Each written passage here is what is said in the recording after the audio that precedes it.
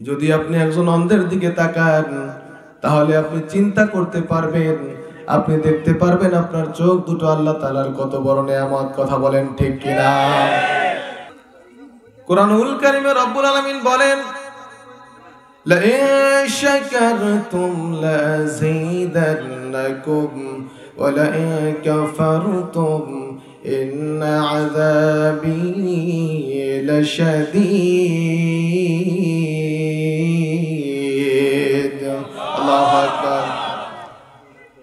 আল্লাহ তাআলা সূরা ইব্রাহিমের ভিতরে জানিয়ে দিলেন, সূরা ইব্রাহিমের 7 নম্বর আয়াত, আল্লাহ তাআলা বললেন, বান্দা আমি তোমাকে যে নিয়ামত দান করলাম, তুমি যদি আমার নিয়ামতের শুকরিয়া করো আমি আল্লাহ তাআলা তোমাকে নিয়ামত আরো বাড়িয়ে দেব। সুবহানাল্লাহ। আল্লাহ বললেন আমার নিয়ামতের যদি শুকরিয়া করো আমি নিয়ামত বাড়িয়ে দেব। কথা কার?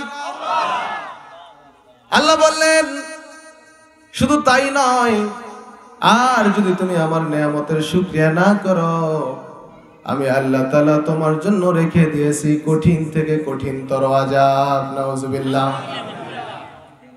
তাহলে এখানে দুইটা পয়েন্ট। নাম্বার 1,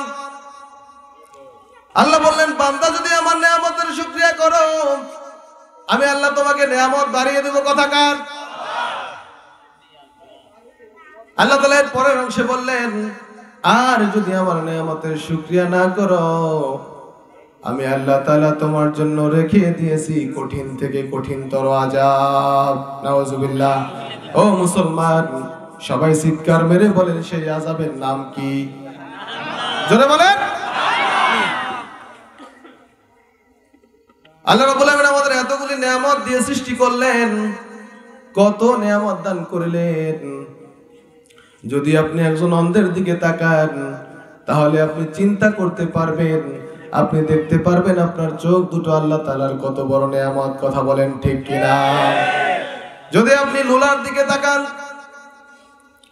তাহলে আপনি উপলব্ধি করতে পারবেন আপনার এই পা দুটি কত বড় নিয়ামত। কথা বলেন ঠিক কিনা?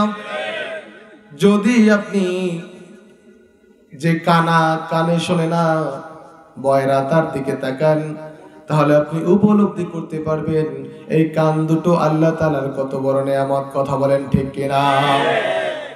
ও মুসলমান, যদি আপনি বোবার দিকে তাকান দেখবেন একজন বোবা মুখ থাকা সত্ত্বেও কথা বলতে পারে না। আপনি একবার চিন্তা করে দেখেন এই মুখটা আল্লাহ তাআলার কত বড় নিয়ামত। কথা বলেন ঠিক কিনা? যে আল্লাহ তাআলা আপনাকে আমাকে এতগুলি নিয়ামত দান করলো, এবার চিৎকার মেরে বলেন সেই আল্লাহ তাআলার শুকরিয়া, সেই আল্লাহ তাআলার ইবাদত করার দরকার আছে না নাই?